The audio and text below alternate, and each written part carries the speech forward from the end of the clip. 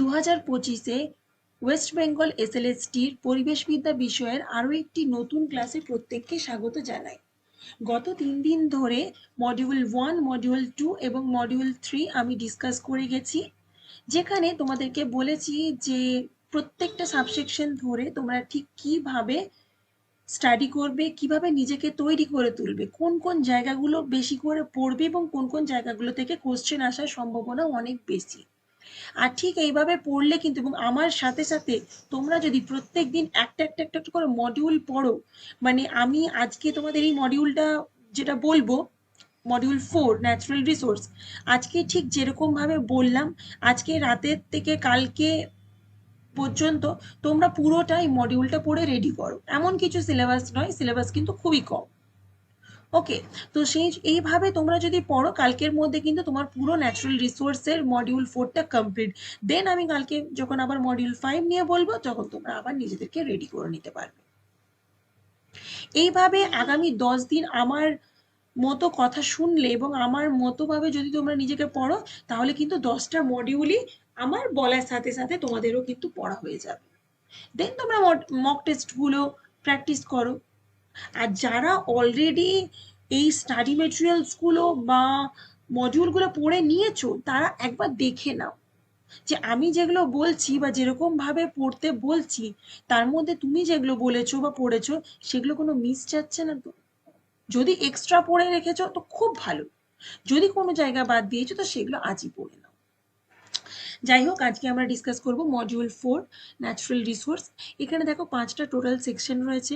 Concept of the natural resource, non renewable and renewable resource, wise use of resources, conservations and management, natural resource availability in India.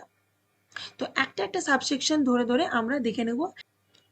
প্রত্যেকটা পিডিএফে আমি MCQ রাখিনি, একটা single আমি PDF করেছি, যেখানে কিন্তু এই মডিউল 4 এর যে সাবসেকশন রয়েছে সমস্ত কিছুর কোশ্চেন অ্যান্সার গুলো একটা পিডিএফ এ রয়েছে। সুতরাং মডিউলগুলো, এই মডিউলটা পার্টিকুলার কিন্তু, যেগুলো আমি পরপর বলে যাব, এমসিকিউ কোশ্চেনটা একদম আলাদা একটা পিডিএফ এ রয়েছে। তাহলে প্রথমে চলো দেখে নিই রিসোর্স। প্রথমে তোমাদের যেটা পড়তে হবে, বুঝতে হবে, মনে রাখতে হবে যে রিসোর্স বলতে আমরা কি বুঝি। হলো, দেখে নিলে রিসোর্স মানে যেটাকে আমরা সম্পদ বলি। দেন হচ্ছে রিসোর্স বা সম্পদের কি কি ধরন। দেখো, খুব স্বাভাবিকভাবে দু ধরনের আমরা সম্পদ দেখতে পাই। একটা হচ্ছে প্রাকৃতিক সম্পদ, আর একটা হচ্ছে মনুষ্য সম্পদ বা অ্যানথ্রোপোজেনিক রিসোর্স। প্রাকৃতিক সম্পদের মধ্যে ভূমি, জল, বায়ু, খনিজ পদার্থ, বন্যপ্রাণী এক্সেট্রা। আর মানুষের দ্বারা সৃষ্ট বা মানব সম্পদ দুই ধরনের হয়। একটা হচ্ছে মানুষের দ্বারা সৃষ্ট সম্পদ, আর একটা হচ্ছে মানব সম্পদ। মানুষের দ্বারা সৃষ্ট মানে মানুষ যেই সম্পদগুলোকে তৈরি করে থাকে, যেগুলো হচ্ছে আমাদের অ্যাসেট, যেমন হচ্ছে কোনো বাড়িঘর, রাস্তাঘাট, মেশিন, রেল লাইন, প্রযুক্তি, টেকনোলজি, মডার্নাইজেশন এক্সেট্রা। এগুলো হচ্ছে মানুষের দ্বারা সৃষ্ট সম্পদ। আর মানব সম্পদ কোনগুলো? যেগুলো মানুষের মধ্যে ইনবিল্ট থাকে বা নিজে তৈরি করে। সেটা হচ্ছে দক্ষতা, জ্ঞান, শ্রম। ওকে, এগুলো হচ্ছে মানুষের মধ্যে ইনট্যাক্ট থাকে। এরপর চলে যাব আমাদের রিসোর্সের কি কি উদাহরণ, সেগুলো দেখে নিলাম। রিসোর্সের কি কি ক্লাসিফিকেশন, বেশ কয়েকটা ক্লাসিফিকেশন রয়েছে। প্রথমে হচ্ছে on the basis of origin বা উৎপত্তির ভিত্তিতে কি কি ক্লাসিফিকেশন রয়েছে। একটা হচ্ছে জৈবিক সম্পদ, একটা হচ্ছে অজৈব সম্পদ। আমি ডেসক্রাইব করছি না, আমি জাস্ট বলে দেব তোমাদেরকে কোন কোন জায়গাগুলোর উপর তোমরা বেশি করে পড়বে।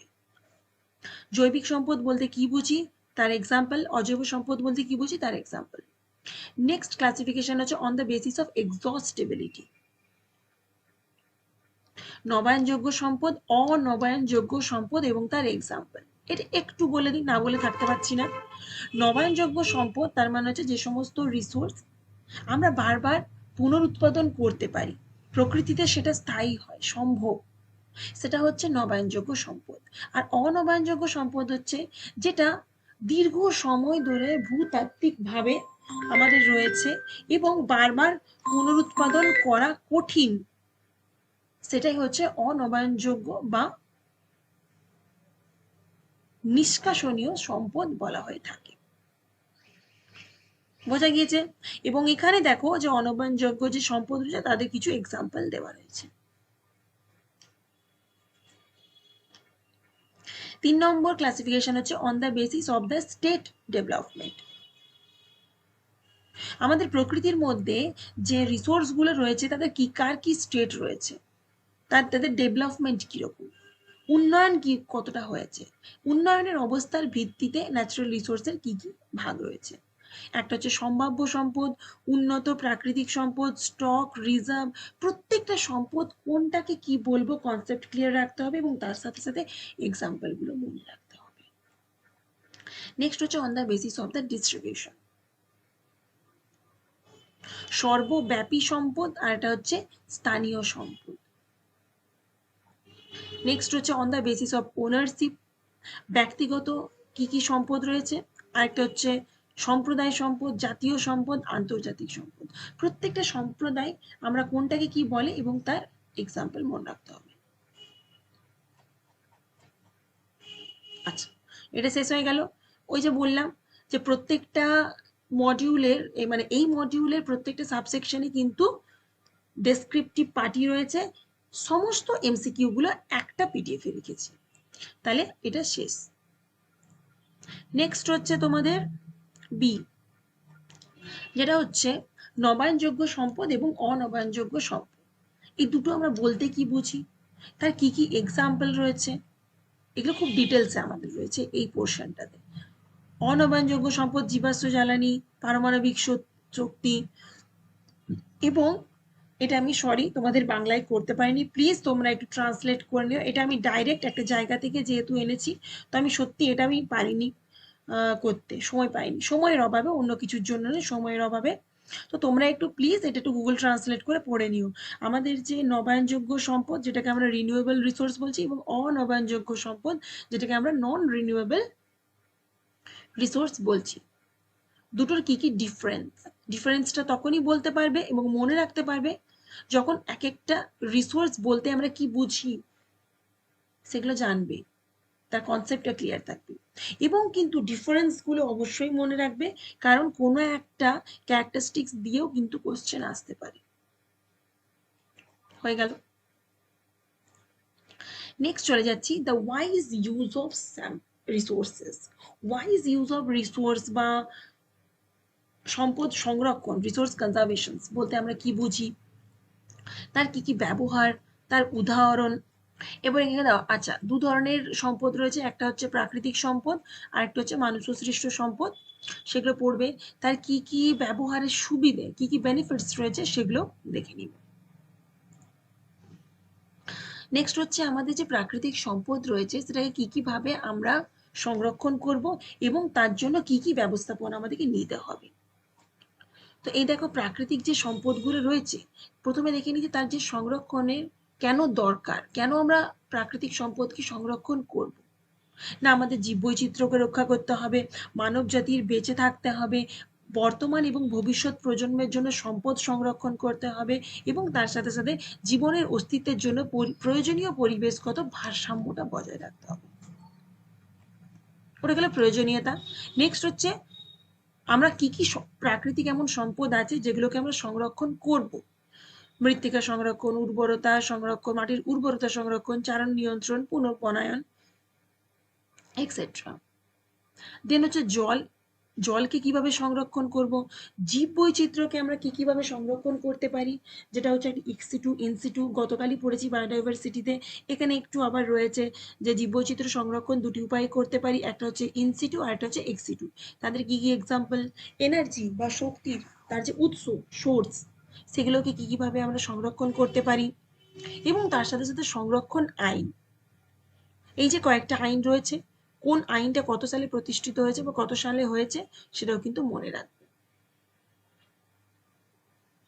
আইনের যে লিস্টটা সেটা তোমরা মডিউল 9-এ পেয়ে যাবে, ল অ্যাক্ট পলিসিতে। তারই কিছু অংশ এগুলোও ওখানে পেয়ে যাবে, আবার এখানেও কিছুগুলো রয়েছে যেটা কিনা এই পার্টটার মধ্যে রিলেটেড।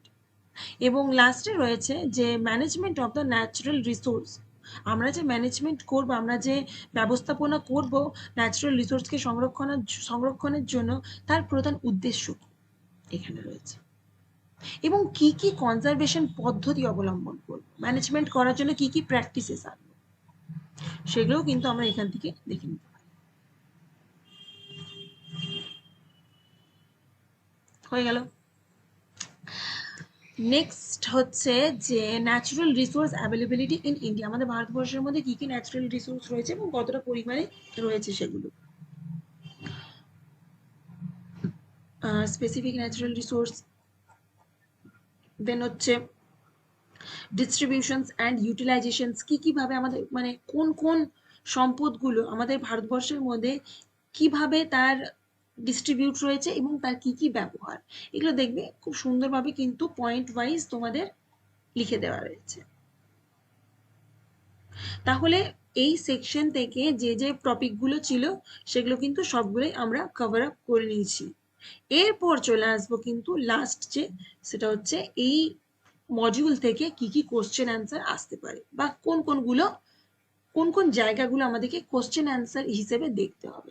দেখো এখানে টোটাল মোটামুটি 28 থেকে 30টার মতো মনে হয়, না সরি 38টার মতো, মানে এভারেজ 40টার মতো কোশ্চেন দিয়ে দিয়েছি, যেখান থেকে তোমরা একটু ভালো করে প্রত্যেকটা কোশ্চেন অ্যান্সার দেখে নিও। আজকের ক্লাসটা আমি এখানেই শেষ করছি। শেষ করবার আগে বেশ কিছু কথা তোমাদের ইনফরমেশন দিয়ে রাখছি, যে এই মডিউল রিলেটেড যদি কারো কোনো রকম কোনো কোয়ারিজ থাকে, ওপরে স্ক্রিনে মেনশন করা হোয়াটসঅ্যাপ নাম্বারে তোমরা যোগাযোগ করবে। এর সাথে আমরা টোটাল 10টা মডিউলের ওপর বেস করে টোটাল 60টা করে কোশ্চেন এনেছি, যেটাকে আমরা প্র্যাকটিস সেট বা মক টেস্ট বলছি।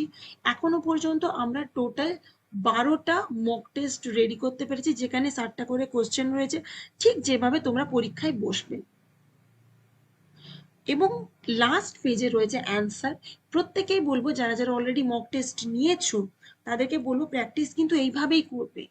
আগে একটা টাইম ধরে কিন্তু সমস্ত অ্যান্সারগুলো দেওয়ার চেষ্টা করো, লাস্টে দেখো যে যেগুলো পারলে না বা কোন কোনগুলো ঠিক কোন কোনগুলো ভুল। এবং এই প্র্যাকটিস সেট রিলেটেডও কারো যদি কোন রকম কোনো কোয়ারিজ থাকে তাহলে অবশ্যই, বা যদি পেতে চাও মডিউলগুলো এবং প্র্যাকটিস সেট, তাহলে উপরে স্ক্রিনে মেনশন করা হোয়াটসঅ্যাপে আমার সাথে যোগাযোগ করবে। তাহলে আমি আজকের ক্লাসটা এখানেই শেষ করলাম। Thank you so much.